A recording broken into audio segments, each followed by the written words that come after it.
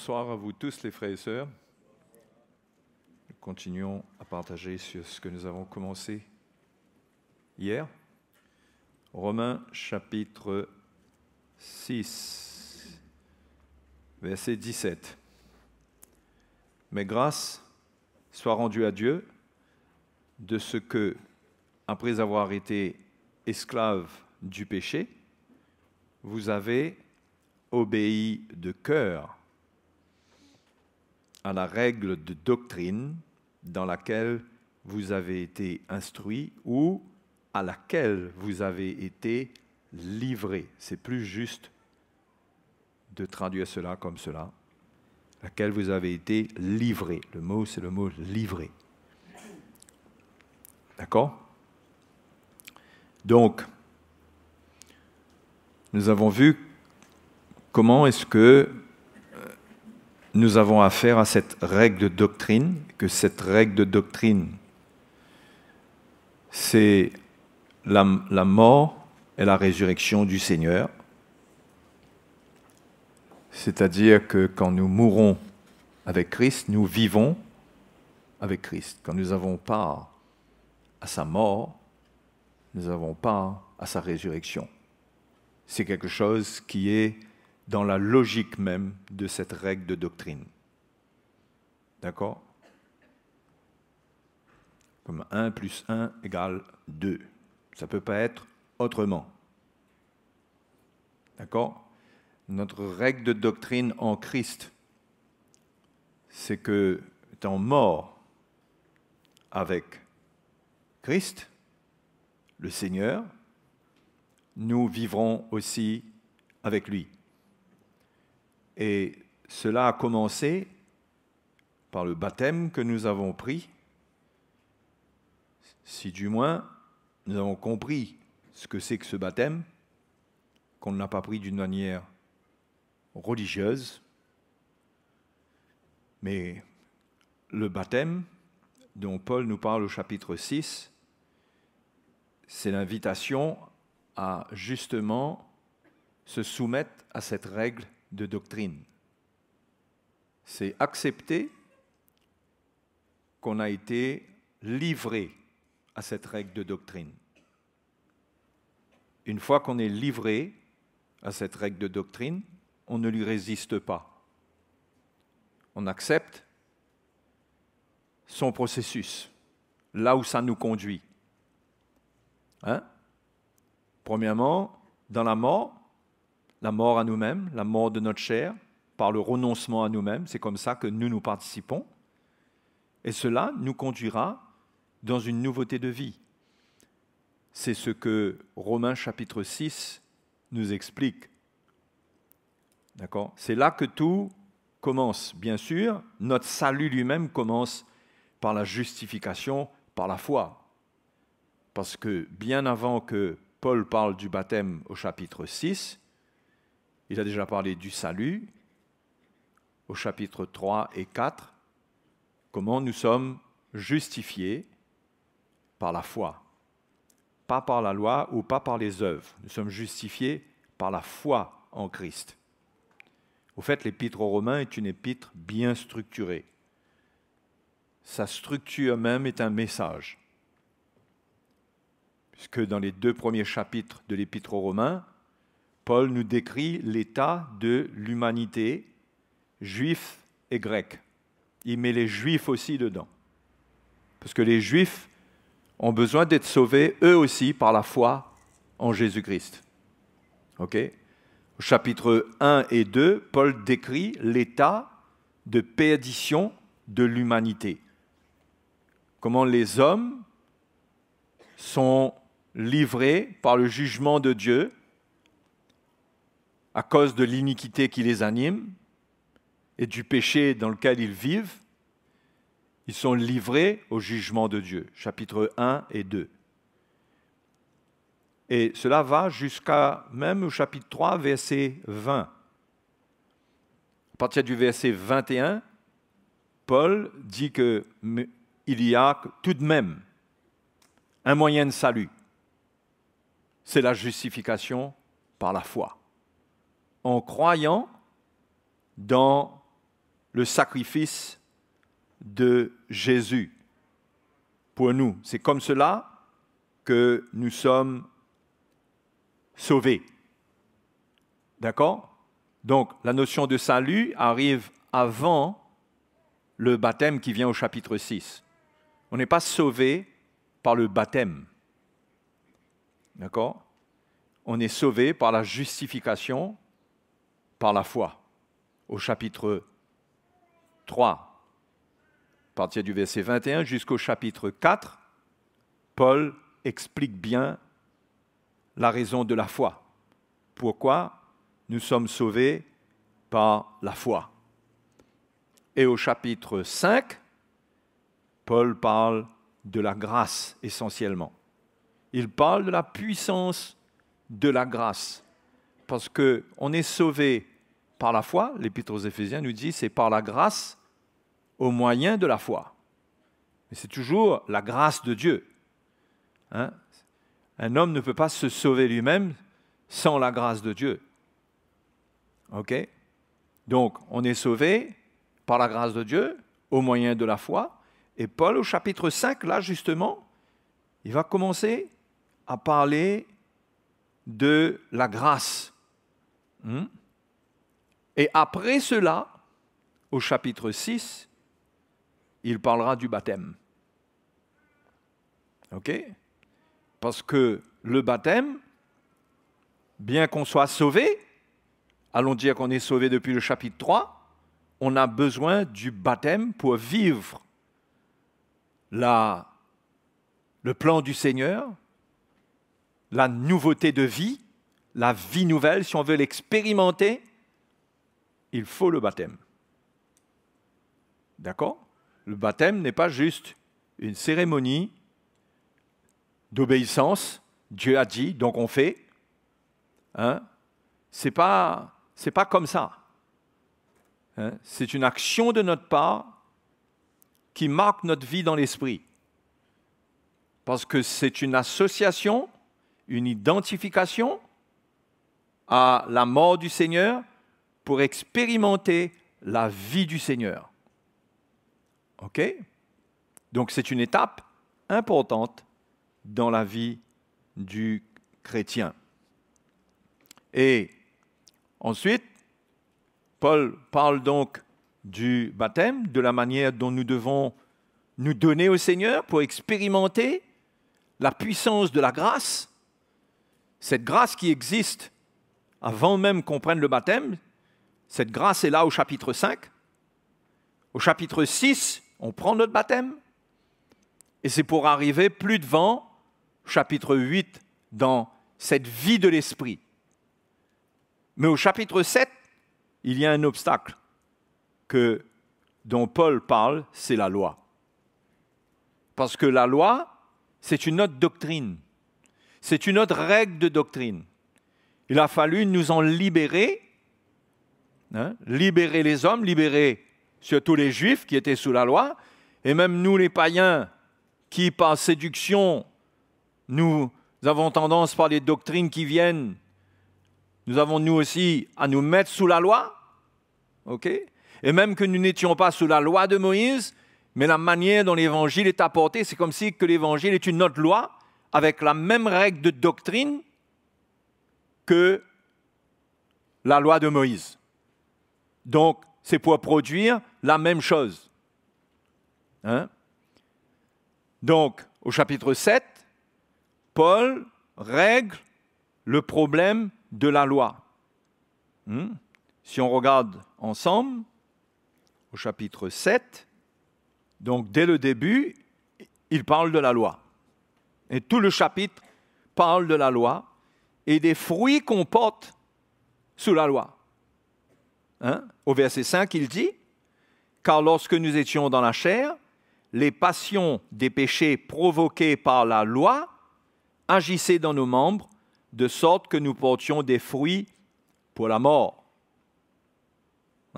Mais maintenant, nous avons été dégagés de la loi, étant morts à cette loi sous laquelle nous étions retenus, de sorte que nous servons sous le régime nouveau de l'esprit et non selon la lettre qui a vieilli. On est sous un régime nouveau. On est sous une règle de doctrine nouvelle. On ne peut pas mélanger les deux règles de doctrine, celle de la loi avec celle de la nouvelle alliance, qui est initiée par notre baptême. Quand on est baptisé, notre baptême prononce définitivement notre mort à notre passé. Définitivement, et nous associe définitivement à la nouvelle règle de doctrine, à la mort et à la résurrection du Seigneur. OK?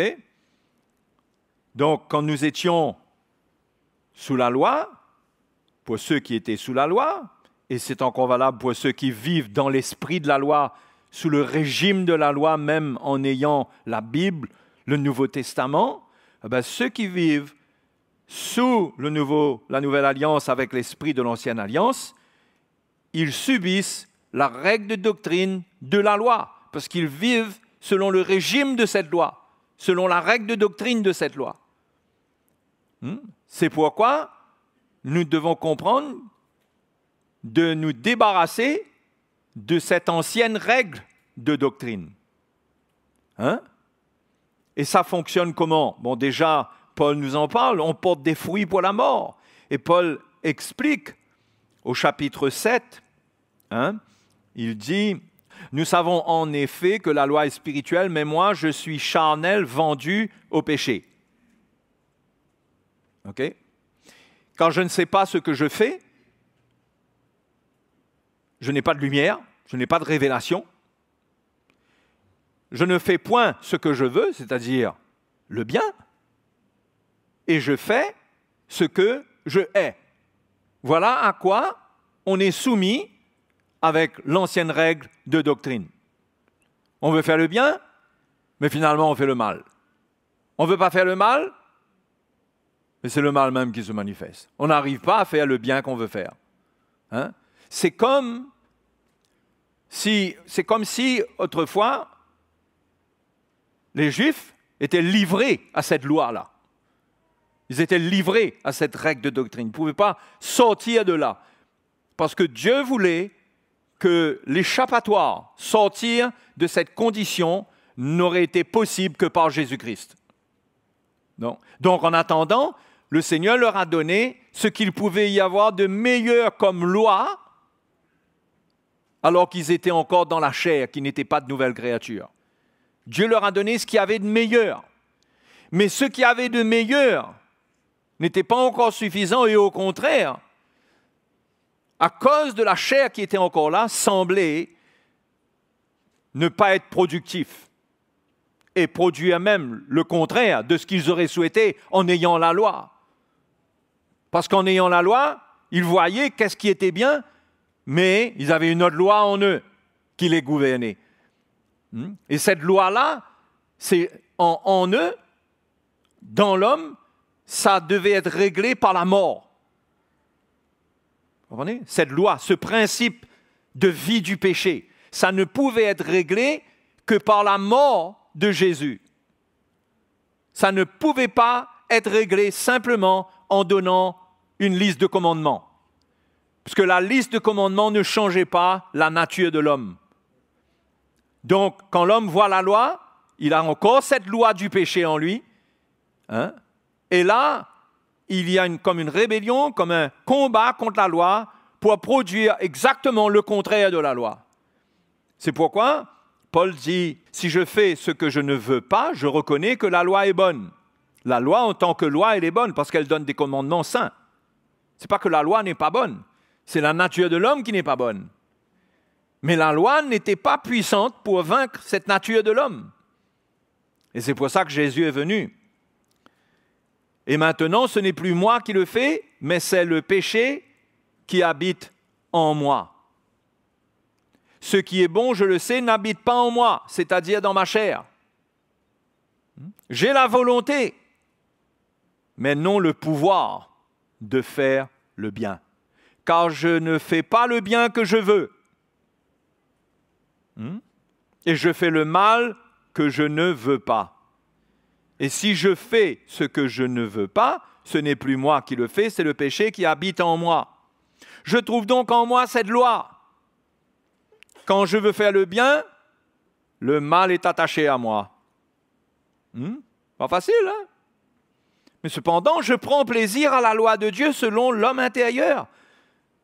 Mais je vois dans mes membres une loi qui lutte contre la loi de mon entendement et qui me rend captif de la loi du péché qui est dans mes membres. C'est-à-dire, je comprends, la loi de mon entendement me fait comprendre qu'est-ce qui est agréable à Dieu, mais il y a une autre loi qui me rend captif de la loi du péché qui est dans mes membres. Misérable que je suis, qui me délivrera de ce corps de mort? Grâce soit rendue à Dieu par Jésus-Christ, notre Seigneur. Ainsi donc, moi-même, je suis par l'entendement esclave de la loi de Dieu et je suis par la chair esclave de la loi du péché. C'est par la chair que je suis esclave de la loi du péché parce que tant que la chair n'expérimente pas la mort, la loi du péché s'y trouve et elle agit même contre la loi de Dieu. Ce qui peut être d'ailleurs une définition de l'iniquité. C'est qu'on méprise, on rejette la loi de Dieu. C'est la nature de la chair de rejeter la loi de Dieu, de se rebeller contre elle. En tant que chrétiens, parce que nous avons encore la nature de la chair, nous souffrons encore ce genre de combat. Mais, Paul dit au chapitre 8, il n'y a donc maintenant, au verset 1, aucune condamnation pour ceux qui sont en Jésus-Christ. Parce que pour ce qui concerne ce qui est encore dans notre nature charnelle, Jésus a déjà payé le prix pour nous de la condamnation, pour que la condamnation de ce qui est dans notre chair ne repose pas sur nous. Jésus a déjà payé le prix. D'accord? Il est mort pour nous. Donc maintenant, nous, dans notre combat, quand il y a le combat, en attendant qu'on grandisse, qu'on devienne libre, en attendant cela, nous n'avons pas à nous mettre sous de la condamnation, parce qu'il n'y a pas de condamnation en Jésus-Christ. OK? Aussi longtemps que nous marchons dans la repentance. Ce n'est pas que nous vivons dans le péché et qu'il n'y a pas de condamnation. Ce n'est pas comme ça qu'un chrétien voit cela. OK? Mais aussi longtemps qu'on marche dans la repentance. Parce que dans cette lutte, il y a beaucoup de choses qui se passent. Il y a des attitudes, il y a un peu de rébellion, un peu d'opposition. Alors de temps en temps on triomphe, ensuite on veut faire la volonté de Dieu, mais à nouveau on est rattrapé par la chair. Et il y a des combats, il y a des grands combats. Et au milieu de tout ça, facilement on peut se condamner. Facilement on finit par se dire on n'est pas digne. Mais le Seigneur s'est offert pour nous. Il s'est offert pour nous en sacrifice, pour nous sauver de cet état, de cet état de condamnation, de tourment. D'accord? Et c'est après cela, au chapitre 8, que là, au verset 2, Paul commence à parler de la loi de l'esprit de vie. En effet, la loi de l'esprit de vie en Jésus-Christ m'a affranchi de la loi du péché et de la mort. Car chose impossible à la loi, parce que la chair la rendait sans force, Dieu a condamné le péché dans la chair en envoyant à cause du péché son propre Fils dans une chair semblable à celle du péché, et cela afin que la justice de la loi soit accomplie en nous qui marchons non selon la chair, mais selon l'esprit.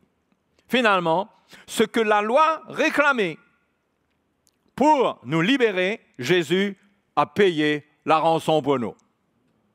La loi réclamait notre condamnation. Donc Jésus a payé le prix de notre condamnation et la justice de la loi est maintenant satisfaite. Nous sommes devenus libres, des enfants de Dieu, libres, avec nos combats du chapitre 7, mais avec l'assurance que ce qui s'est passé dans notre baptême nous relie à la puissance de sa mort, de sa résurrection, pour avoir la victoire au final. Il y aura la victoire. Alléluia. Hein? Si on comprend comment marcher avec le Seigneur, la victoire est pour nous. N'empêchez pas vos masques de dire Amen, de vous faire dire Amen. Hein?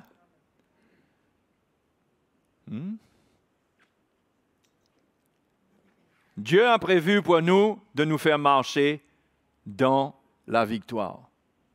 Depuis le chapitre 5, avant qu'il amène la grâce, qu'il parle de la grâce, au verset 1, il parle de ce qui suit la justification par la foi. Étant donc justifiés par la foi, nous avons la paix avec Dieu par notre Seigneur Jésus. Quand on est justifié, on a la paix avec Dieu. Ce qui veut dire que là, on est sauvé. Okay? À qui nous devons d'avoir eu par la foi accès à cette grâce. Et il va parler de cette grâce. Cette grâce dans laquelle nous demeurons fermes et nous nous glorifions dans l'espérance de la gloire de Dieu. Hein? Quand un chrétien est sauvé, il doit garder les yeux fixés sur la gloire de Dieu, la gloire à venir et aussi la transformation de gloire en gloire qui doit s'opérer dans sa vie jour après jour. Il doit apprendre à être dans la foi pour garder les yeux là-dessus. Et Paul dit au verset 3, « Bien plus, nous nous glorifions même des afflictions, sachant que l'affliction produit la persévérance. La persévérance, la victoire dans l'épreuve. Et cette victoire, l'espérance. Voyez, ce que Dieu veut, c'est qu'on retourne à l'espérance. L'espérance, c'est ce qui nous attend par devant. Quand on est dans l'espérance, on ne regarde pas les choses présentes. On a les yeux sur ce qui vient. Peu importe ce qui existe aujourd'hui, mais notre salut va nous amener avec le Seigneur dans sa gloire, dans la gloire de Dieu. Et c'est là-bas que nos yeux doivent plonger. Nos yeux doivent plonger dans un futur qui est glorieux. Alléluia. Qui est glorieux. Et il y a des épreuves, il y a des afflictions, oui. Mais il y a aussi la victoire. Il y a aussi la victoire. Et la victoire, elle n'est pas automatique. Elle n'est pas toujours immédiate. Hein? Puisque Paul dit que cette affliction produit la persévérance. Hein? Elle n'amène pas la victoire tout de suite. Parce que le but de l'affliction, c'est produire la persévérance, l'endurance. On doit comprendre une fois pour toutes que quand on est éprouvé pour que la persévérance, la patience, l'endurance soient formées en nous. On doit accepter cela une fois pour toutes et ne pas vouloir se débarrasser de cette étape pour arriver à la prochaine étape qui est la victoire. Hein? On aurait aimé que soit écrit, l'affliction, par la foi, produit la victoire directement. Mais non. Mais non. C'est pourquoi, quand on est affligé de quelque manière que ce soit, on doit persévérer dans la foi, être patient. Hein? S'identifier à la mort du Seigneur. Et on s'attend à lui. Il y a un moment où il y a la victoire dans cette épreuve. Il y a un moment. Hein? C'est pourquoi, plus vite on va s'identifier à la mort du Seigneur, le plus vite l'œuvre de Dieu va se faire en nous, et le plus vite l'épreuve concernant cette épreuve que Dieu a permis pour amener l'endurance, la persévérance, une fois que cette œuvre d'endurance se fait, parce qu'on s'identifie à la croix, Dieu peut enlever l'épreuve. Oui ou non? Maintenant, il ne faut pas être trop mathématique, arithmétique. Hein? Et se dire, ah ben, si quelqu'un, ça fait longtemps qu'il attend d'être libéré de son affliction, de son problème, et qu'il n'est pas libéré, ça veut dire que quelque part, il manque de foi. Il ne faut pas penser comme ça, parce que Dieu a un plan qu'on ne peut pas, on ne peut pas faire de l'arithmétique avec Dieu. Dieu sait, ça peut durer des années, certaines situations. Tout dépend au final de la souveraineté de Dieu. Mais nous, notre part à nous, c'est de nous identifier à la croix. Pour que le plus vite possible, ce que Dieu a prévu de faire dans notre vie, dans cette étape d'affliction, pour que ça se passe le plus vite possible. Non? Parce que quand l'endurance a été faite, ça veut dire que ce que Dieu a prévu s'accomplit. Pour quelle raison Dieu va garder l'épreuve? Est-ce que Dieu aime nous faire souffrir? Il veut nous faire souffrir? Est-ce que Dieu prend plaisir à nous faire souffrir?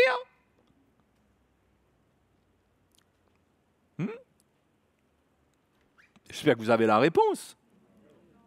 Hein? Donc il y a une raison à tout ça. Il y a une raison. La persévérance va produire la victoire dans l'épreuve. Et quand cette victoire va venir, on aura encore plus d'espérance. Parce qu'on va réaliser que Dieu est avec nous. Hein? L'espérance, c'est que la grande victoire, parce qu'il y a deux victoires. Il y a la victoire de l'épreuve et il y a la victoire dans l'épreuve. Il y a la victoire qui concerne l'épreuve elle-même, que Dieu peut changer, mais il y a la victoire dans l'épreuve, c'est-à-dire avoir acquis dans son cœur quelque chose du Seigneur pour continuer. Et cette victoire-là, elle produit l'espérance. Hein? Parce qu'elle tourne nos regards vers les choses d'en haut. Cette victoire intérieure, elle tourne nos regards vers les choses d'en haut, c'est-à-dire, elle produit l'espérance. La victoire que nous avons dans les choses ici-bas ne produisent pas toujours de l'espérance. Hein?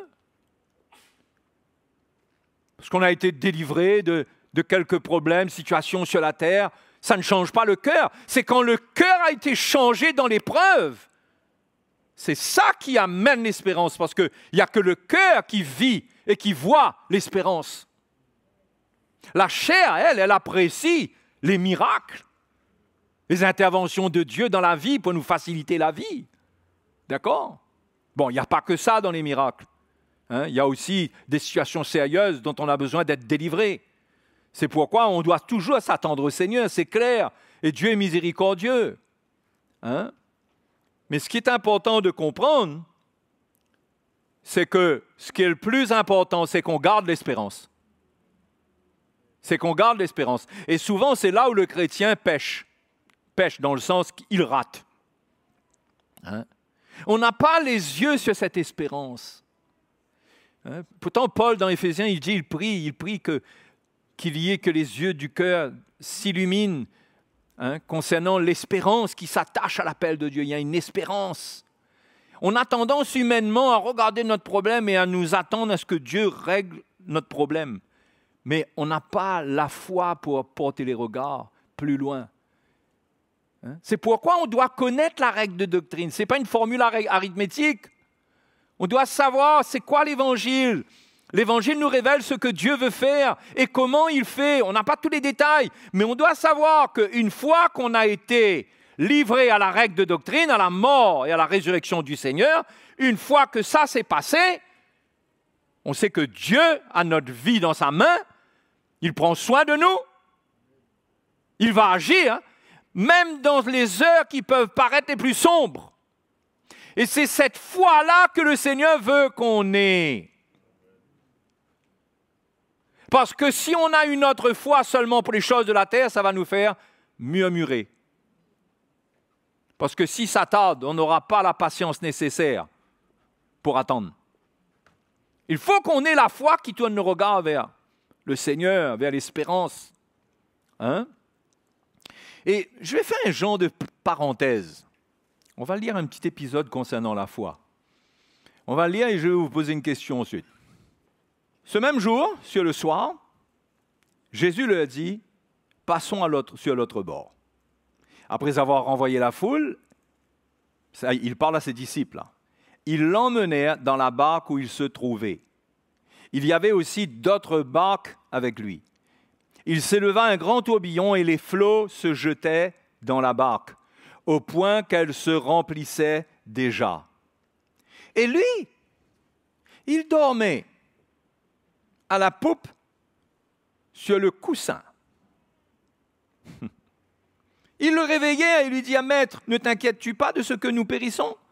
S'étant réveillé, il menaça le vent et il dit à la mer, « Silence, tais-toi !» Et le vent cessa et il y eut un grand calme.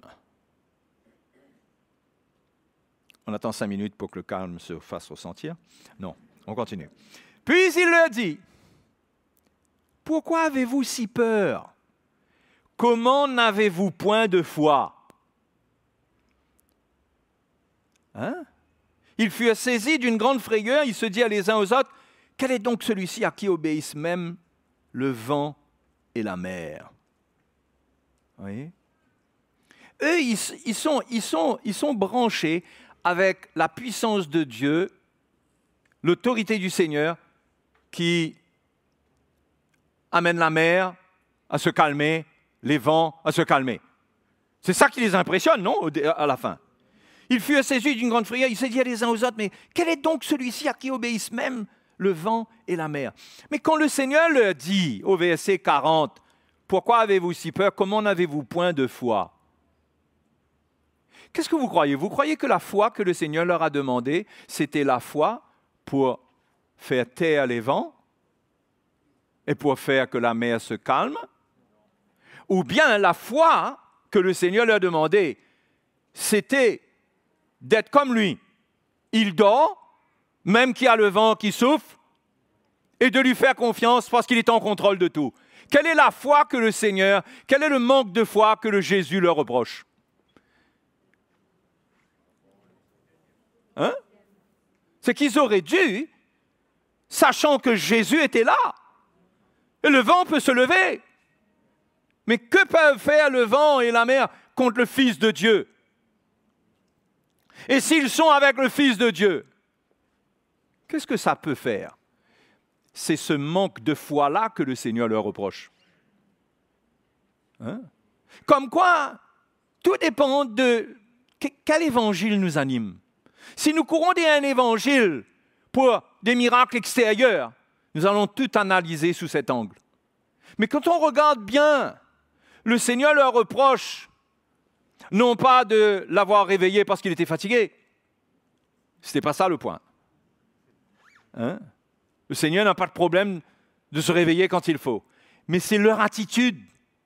Parce que Jésus, même quand il dort, il est en contrôle. Mais la Bible dit que celui qui garde Israël, il ne sommeille ni ne dort. D'accord? Mais le Seigneur, le fait qu'il est avec eux, ils n'ont rien à craindre. Et les frères et sœurs, c'est pareil pour nous et c'est même mieux. Parce que nous, maintenant, nous sommes en Christ. Nous sommes dans le repos. Nous devrions être dans le repos en Christ. L'image, c'est le Seigneur qui dort. C'est le repos, vous êtes d'accord? Mais nous, aujourd'hui, nous ne sommes pas juste avec le Seigneur. Nous sommes en Christ. Et c'est notre baptême qui nous a mis en Christ. Tout ce qui vient ne devrait pas nous paniquer si nous sommes dans la foi. Et c'est le combat de la foi, de garder une attitude de repos.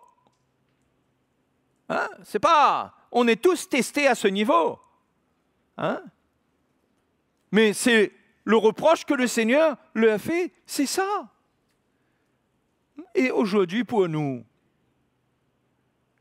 nous devons savoir, comme je vous l'ai dit hier soir, que nous sommes dans la main du Seigneur. Que Jésus a dit, personne ne vous ravira, ne ravira mes brebis de ma main. Et il dit aussi de la main de mon Père, car le Père et moi, nous sommes un. C'est cette foi-là dont nous avons besoin. On a besoin d'avoir cette foi que Jésus prend soin de moi.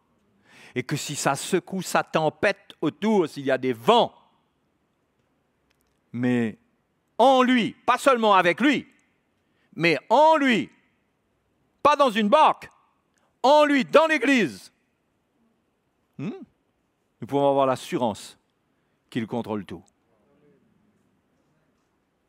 Et qu'on ne peut pas être perdu. C'est pourquoi Paul a dit « Rien ne pourra nous séparer de l'amour de Dieu manifesté en Jésus-Christ. » Rien. Rien. Et il nous faut cette foi. Ça ne veut pas dire que la foi fait qu'on n'est pas secoué. Bien sûr qu'il y a des choses qui nous secouent terriblement. Mais nous gardons la foi. Dans l'affliction, si nous sommes affligés, nous gardons la foi. Si nous souffrons, parce que quand la tempête souffle, ça fait des dégâts.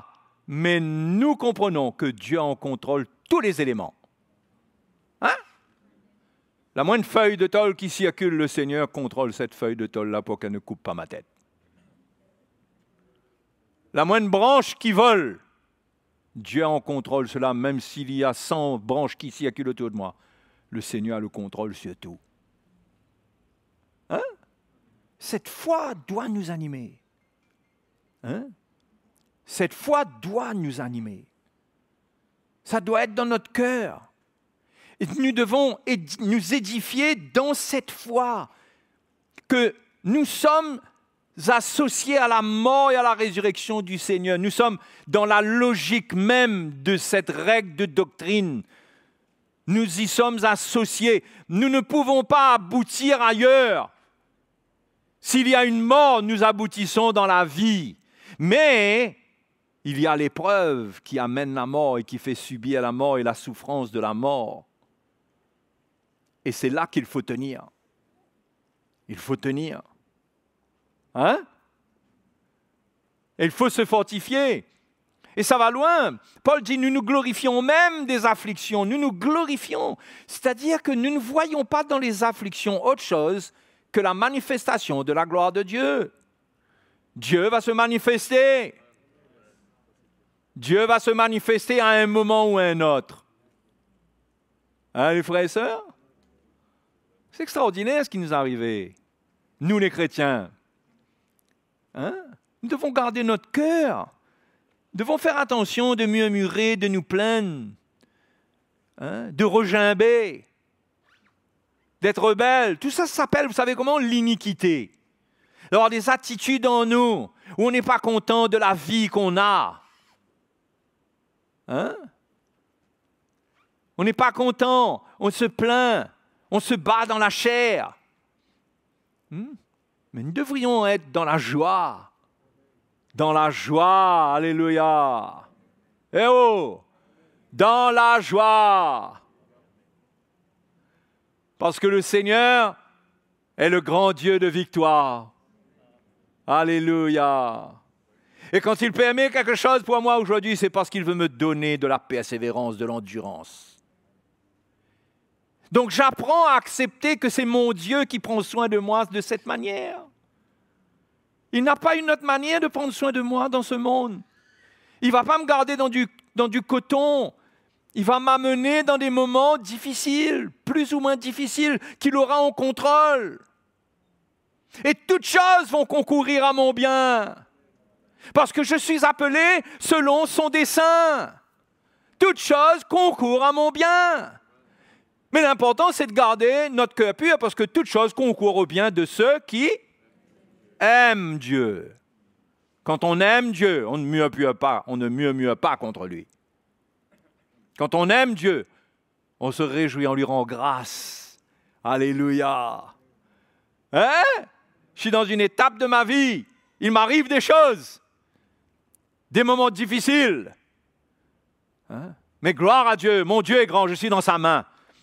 Et le Seigneur veut qu'on se réjouisse toujours, qu'on ne permette à rien de nous détacher de lui, qu'on ne permette à rien de briser notre relation avec lui, mais que toujours on vienne le louer, lui rendre grâce, l'adorer, le remercier, parce qu'il est sur le trône. Dieu aime qu'on exalte sa puissance. Il est le Tout-Puissant. Il veut qu'on le reconnaisse comme le Tout-Puissant.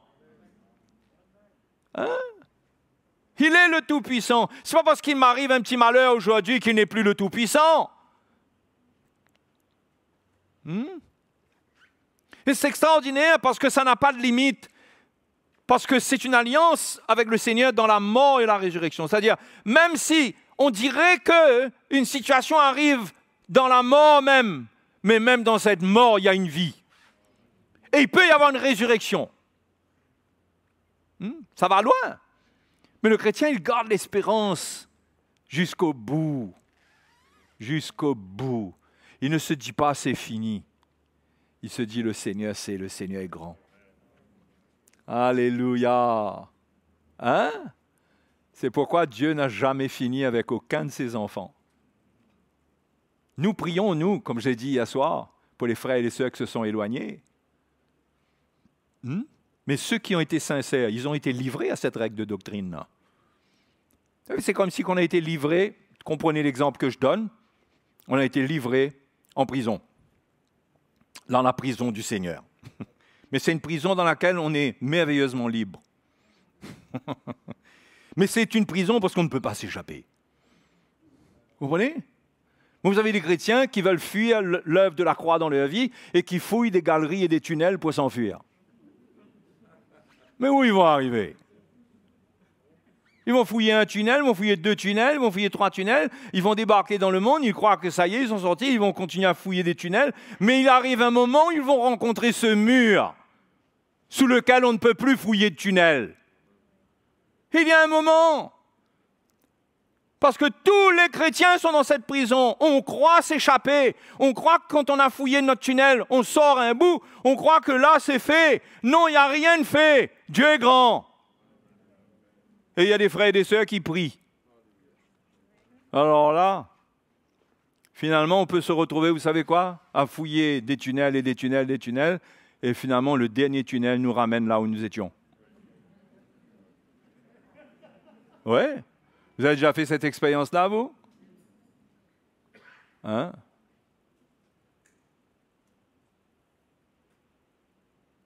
En 1990, quand j'étais à Maurice, peut-être que c'est une histoire, peut-être que de temps en temps, je suis un peu comme un vétéran de guerre qui raconte la même histoire et que tout le monde dit « Ouais, on connaît ce que le vieux, là, il va raconter, là, il a pris une balle et puis la cicatrice et tout ça. » Bon.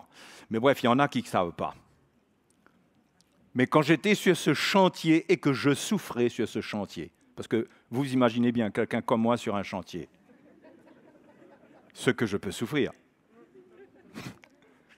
Si vous ne me connaissez pas, j'ai jamais été quelqu'un de très solide et de très fort. Et il y a eu un moment où, un jour, j'en ai eu assez. Ce n'était pas seulement pour des raisons physiques, mais c'était pour des raisons de loi. C'était parce que c'était trop et je voulais fuir. Alors, qu'on le voulait ou pas, j'ai pris le premier bus qui arrivait pour aller à la gare. Quand je suis arrivé à la gare, j'étais tellement fatigué, je suis entré dans un bus pour m'amener souvent là où j'habite, soi-disant là où j'habitais, et le bus m'a ramené devant la tente, le chantier, là où j'étais en train de travailler. Quand j'ai réalisé, je dis, mais qu'est-ce qui se passe? Il ne va pas... C'est extraordinaire, les frères et sœurs. C'est un détail. Mais j'ai compris dans mon cœur que le Seigneur me demandait de descendre là. Les frères et les sœurs, nous devons prier. Parce que ceux qui sont rentrés dans cette alliance de la mort et de la résurrection du Seigneur, Dieu n'a pas dit son dernier mot pour eux. Et nous devons garder la foi. Et je vais vous dire quelque chose. Gardez la foi pour vos enfants. Oh, gardez la foi pour eux. Ne faites pas de Dieu un Dieu qui est limité par les mois et les années. Le Seigneur ne vieillit pas. Et le Seigneur, vous savez, la foi a été donnée à Abraham et à Sarah pour avoir des enfants alors qu'ils n'étaient plus en état d'avoir des enfants. Et ça faisait longtemps qu'ils avaient passé le cap d'avoir des enfants, mais la Bible dit qu'Abraham persévérait. Il persévérait même. Il a passé 70 ans, 72 ans, 73 ans, 74, 80, 80. Il a continué, il a persévéré. J'aurai ma postérité, parce que Dieu l'a dit. Et pourtant, il n'y avait rien, il n'y avait plus de capacité physique, ni en lui, ni en sa femme. Mais la foi était là. Et Dieu a fait le miracle. Ne jamais abandonner dans la foi. Hein? Alléluia! Ne jamais abandonner, même si ça prend des mois, ça prend des années. Mais prions, attendons de voir ce que l'Éternel va faire. Alléluia! Hein? Et en attendant, laissons l'œuvre de Dieu se faire dans notre vie. Les frères et sœurs, écoutez bien. Rien qu'à cause de nous, de notre persévérance, il peut faire un miracle. À cause de nous, parce que nous le reconnaissons, nous reconnaissons sa grandeur, parce que nous le servons de tout notre cœur. Dieu est un Dieu qui récompense ceux qui croient qu'il existe. Il est le rémunérateur de ceux qui le cherchent. Hein? Rien qu'à cause de nous, si nous persévérons. Paul dit que, afin qu'il n'ait pas encore plus de soucis, Dieu a guéri, je crois que c'était Épaphras, non pas Épaphras, je ne sais plus qui, Épaphrodite. Hein? Dieu l'a guéri, afin qu'il n'eût pas peine sur peine. À cause de lui, Dieu a guéri Épaphrodite. Ce n'est pas le temps de lâcher, les frères et les sœurs, c'est le temps de persévérer. Et comme dit l'expression, ce n'est pas la règle de doctrine, mais ça marche avec, persévérer. Hein? C'est pas mal, hein, celui qui a dit ça, c'est pas moi qui l'ai inventé, je ne vais pas faire comme si que c'est moi, non. Persévérer. Continuez à percer dans la foi. Continuez à percer dans l'esprit. Laissez Dieu faire son œuvre en vous. C'est ça qui est important. C'est ce rapport, cette relation d'humilité avec le Seigneur, où on reconnaît, où on accepte la souffrance qu'il nous impose. Parce que dans l'Épître de Pierre, il est dit que les mêmes souffrances sont imposées à vos frères.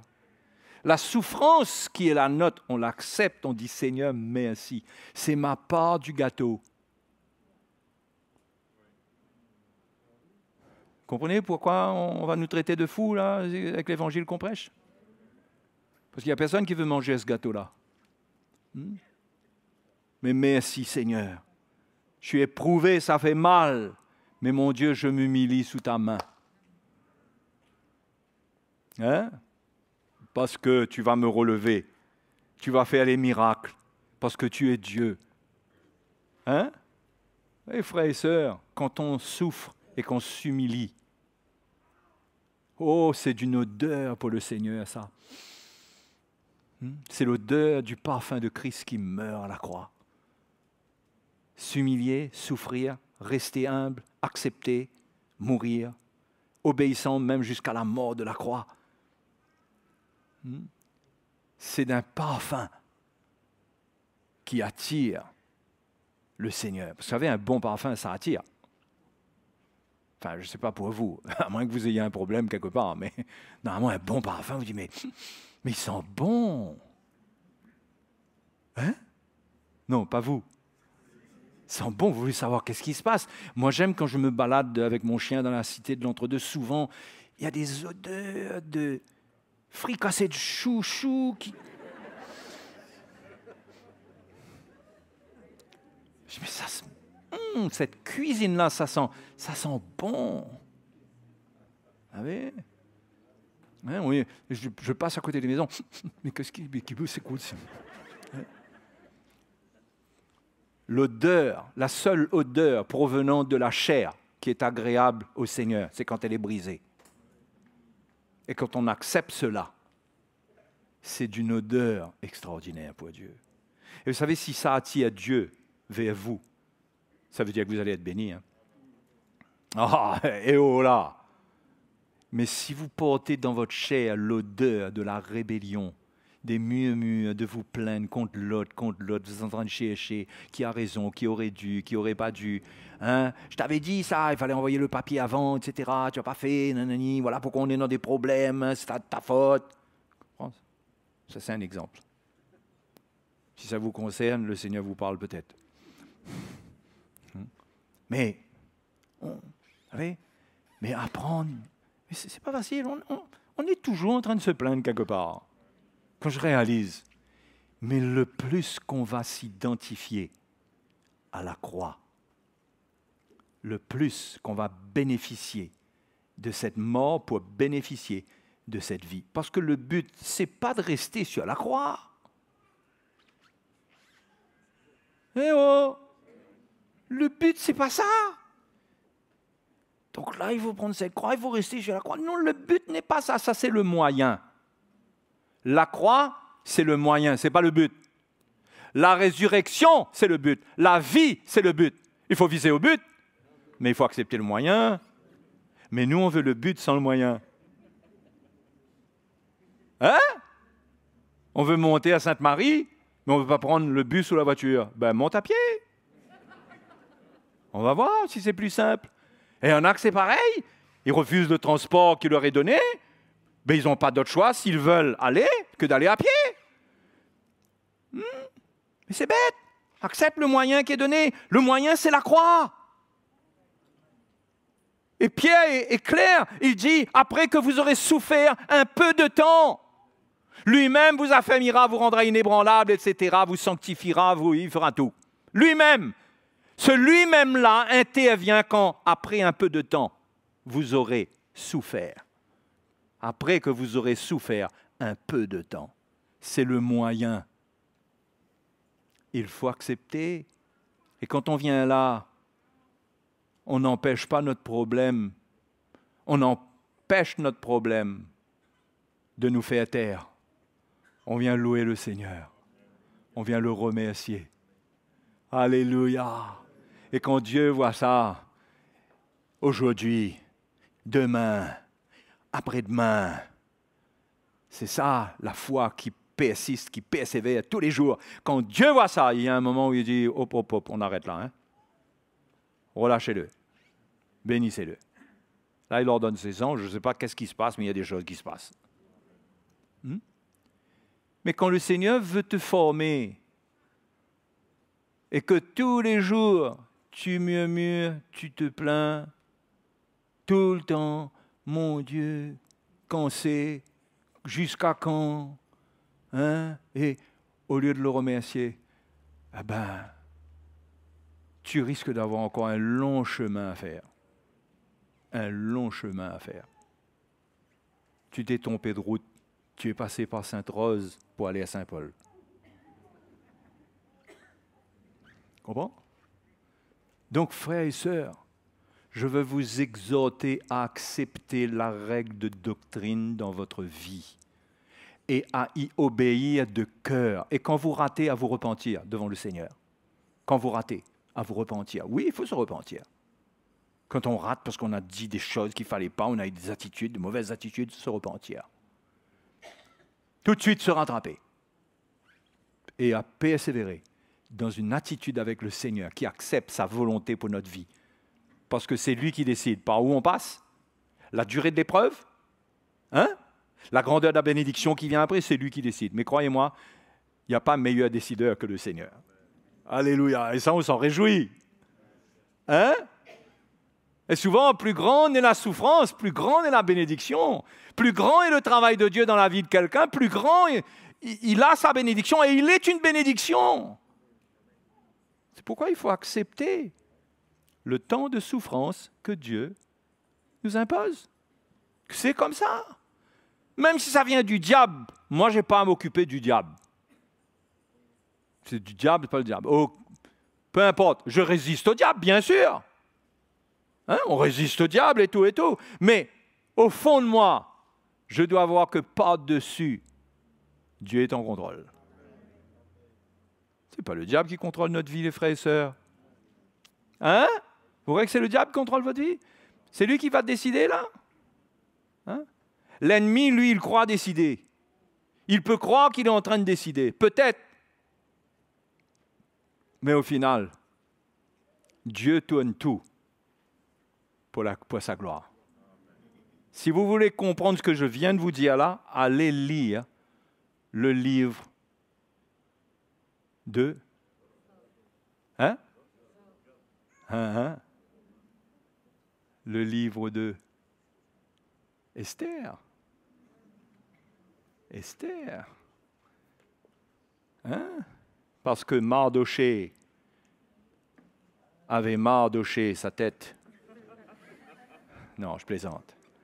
Mardoché a tenu ferme, sans compromission. Naaman a fait toutes sortes de plans pour détruire cet homme. Il a préparé une potence, ce Naaman. C'est lui qui a fini sur la potence. La potence même qu'il avait préparée. Au jour même où il devait faire pendre Mardoché, il fut pendu lui-même. Frères et sœurs, ce livre d'Esther n'est pas écrit pour rien. Il est là pour nous rappeler que notre Dieu peut tourner les circonstances comme ça dans notre vie. La Bible dit, en une nuit, il renverse les grands, il met quelqu'un d'autre à la place. En une nuit. Une nuit. Est-ce que c'est possible, ça peut arriver? Tout peut arriver. Tout peut arriver. Moi, je dis que Dieu, parfois, change des lois pour nous, on réalise même pas. Vous savez, vous, si les frères de Sainte-Marie et les frères de Saint-Pierre, vous savez, vous, si la route de Tamarin existe pour nous, l'Église?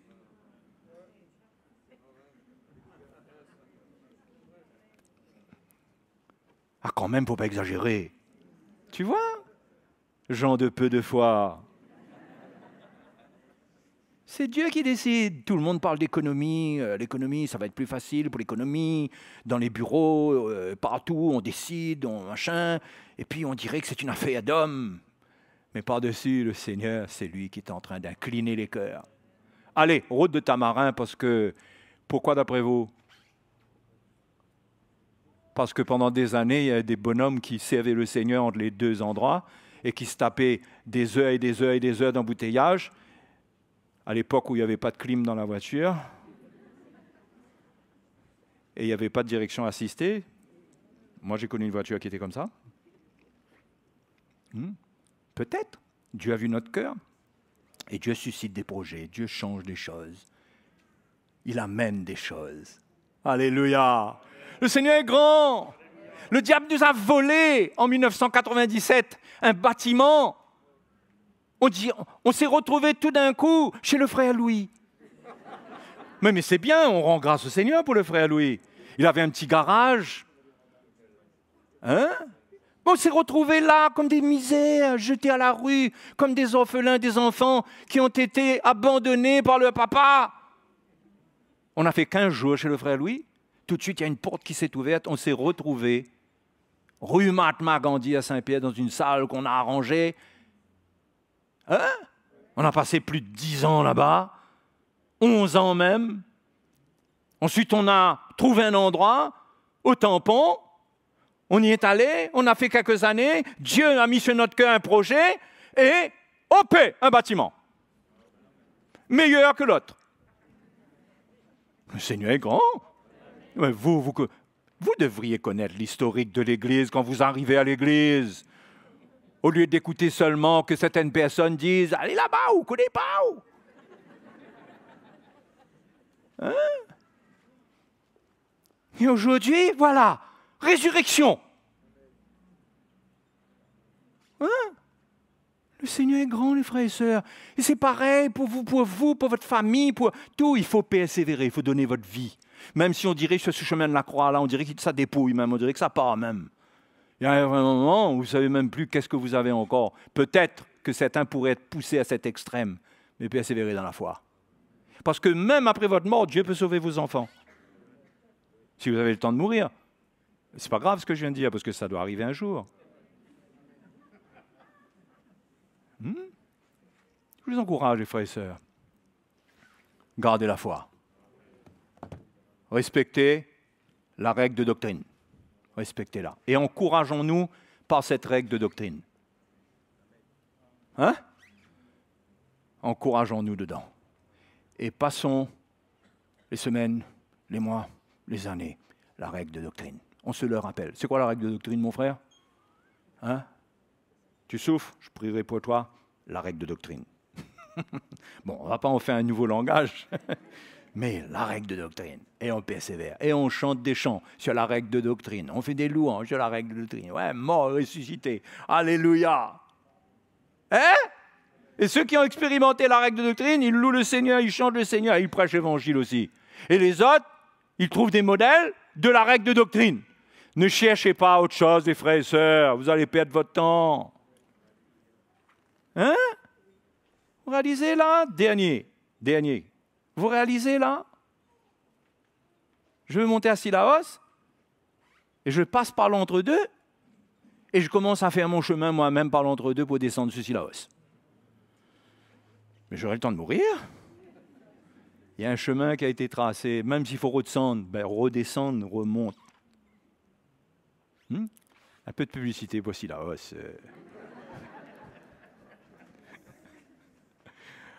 Alléluia les frères et sœurs, soyez encouragés. Arrêtez pas de bénir le Seigneur, ne vivez pas avec une mine qui descend devant votre vie, et dans le miroir là, il y a des trucs qui disent, tu vois, tu as cru, où est ton Dieu, où est ta foi? Hein? Non, regarde le miroir du Seigneur qui n'hypnotise pas. Le miroir du Seigneur est clair. Jésus te dit, fais-moi confiance. Laisse-moi prendre soin. Reste dans le repos en moi. Alléluia. Allez, allons nous mettre debout. Allons louer le Seigneur ce soir.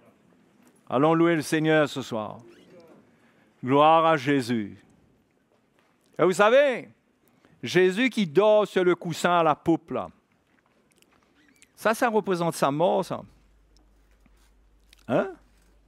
Il dort. Le sommeil, ça rappelle la mort, non? Il dort. Confie-toi en lui dans son sommeil, dans sa mort. Il peut faire des choses extraordinaires.